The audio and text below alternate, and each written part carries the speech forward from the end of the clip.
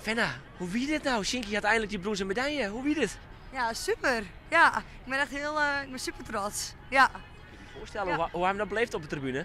Ja, hij is zenuwslopend. Ja, natuurlijk eerst die kwartfinale weer natuurlijk best wel een zwier loting. Dus ik hier op zich best wel een goed gevoel. Ik hier wel best wel vertrouwen in. Ja, ik ben natuurlijk wel de nummer 1 en 12 van het wereldbekerklassement. Dus hartstikke spannend. Nou, toen weer terug en toen de hele finale. Weer werd er ook toen de finale natuurlijk. Dus weer super spannend. En de laatste bocht, ik denk, oh my god, ik denk, komt dit goed?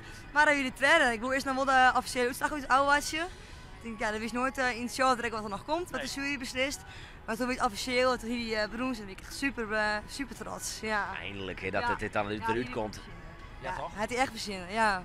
Ja. Als we al sprutsen. Nee, ik heb hem nog net sprutsen helaas, nee. Hij is natuurlijk druk met de pers en met de dopingcontrole natuurlijk. En ja, en dan over 12 uur volgens mij is de medailleceremonie al. Ja, hierachter Dus, hier, hè? ja, dus dat wordt een heel goed feest. Dan Holland Heinekenhuis. Ja, dat wordt ook een heel mooi feestje, dus dat wordt dan een drukke dag. Ja. Maar dat krijgt, hij zocht hij de belling zou die krijgt. Ja, hij wel hem even, ja. Hij staat op dan. Ja, nee, die gemist op, nee. Maar ik heb hem alleen terugbellen, ja, ik heb hem sprutsen via telefoon. Oké. Ja, ik heb net niet echt zien, maar wel even via de telefoon, dus Dat gaat zin hem zijn. nou, dat ik super trots op hem ben, ja. Ja.